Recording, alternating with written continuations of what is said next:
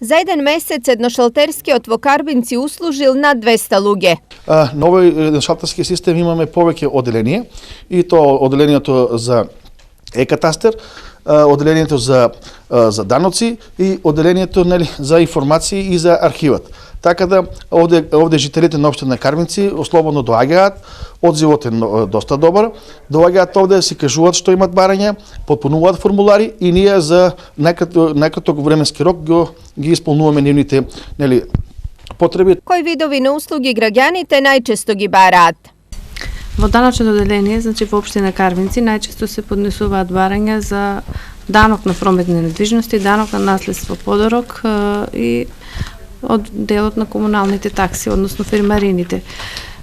Времето на чекање кај нас, значи можеме да кажеме дека е сведено на минимум, односно на сите барања се одговара веднаш, значи од денот на поднесување, значи дури во истиот ден најголем број од предметите се завршуваат. Ова секако најмногу им значи на овдешните жители кои за еден документ повеќе нема да одат на многу врати. Сега е многу полесно, бидејќи пред тоа се чекаше и со денови, може да се каже, сега за еден ден или саат, два, толку е. Немаш, значи, ова е многу улеснита работа. Што документи поднесувате вие конкретно? Барање за легализација на земјиште. Урадање.